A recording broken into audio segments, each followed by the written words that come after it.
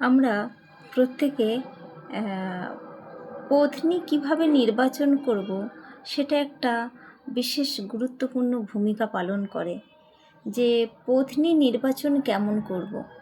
ভগবান শ্রীরামচন্দ্র একবার বলেছিলেন, দেশে দেশে যতই অশান্তি, ঝগড়া, গণ্ডগোল, ঝামেলা যতই বাড়ুক না কেন, সব দেশেই কিন্তু স্ত্রী পাওয়া যায়। সব জায়গায় কিন্তু সুন্দর, চাক চিকন, দেখতে সুন্দর, গর্জাস, এরকম ব্যাপারে যদি স্ত্রী খোঁজা যায় তো অবভিয়াসলি স্ত্রী পাওয়া যাবে। কিন্তু সেই স্ত্রী কতটা গ্রহণযোগ্য সেটাই সবথেকে বড় প্রশ্ন। কেননা ভগবান রামচন্দ্র যখন রাজত্ব করতেন, অনেক মেয়েকে সে দেখেছিলেন, কিন্তু অনেক মেয়ে দেখার পরেও সে কেবলমাত্র সীতার মতো সুন্দর একটা ভালো মানুষকেই সে নির্বাচন করেছিলেন। কারণ কার্যক্ষেত্রে রামচন্দ্র শুধু সীতা দেবীকেই কিন্তু পত্নী রূপে গ্রহণ করেছেন। একজন যোগ্য পুরুষের কখনো পত্নীর অভাব হয় না। তিনি আমেরিকাতেই যান আর চীনেই যান, যে কোনো দেশেই তিনি বিবাহ করতে পারেন।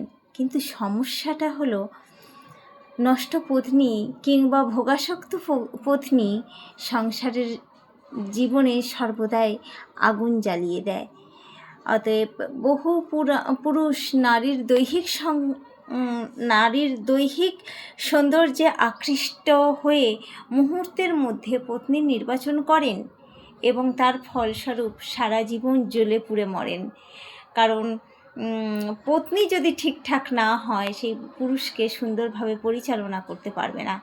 সুতরাং দেশে স্ত্রী পাওয়া গেলেও বুদ্ধিমান পুরুষ কখনো স্বার্থপর এবং ভোগাসক্ত কোনো পত্নীকেই গ্রহণ করেন না। এই জগতের সর্বোত্তম পত্নী হলেন তিনি, যিনি শুদ্ধ কৃষ্ণ ভক্ত। অবশ্য সেরকম পত্নী লাভ করতে হলে স্বামীকেও শুদ্ধ কৃষ্ণভক্ত হতে হবে। যিনি কোনো উন্নত কৃষ্ণভক্ত স্ত্রীকে বিবাহ করেন, সে কেবল উন্নত কৃষ্ণভক্ত স্ত্রীকেই বিবাহ করেন।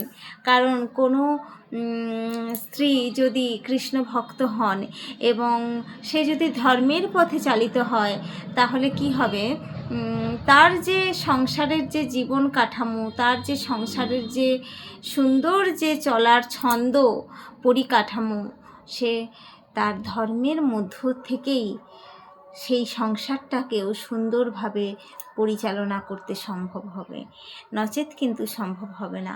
ওই জন্য যে ঘরে ধর্মের বাতাবরণকে সুন্দরভাবে রাখতে সক্ষম, সেই ঘরটাই শান্তির জায়গা হয়ে ওঠে।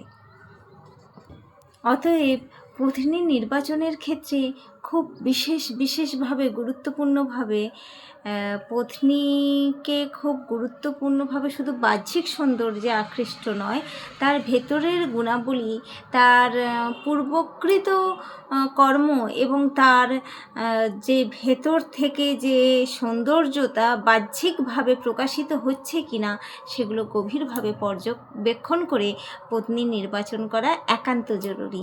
তাহলে জীবন সর্বদা সুখময় হয়ে উঠবে।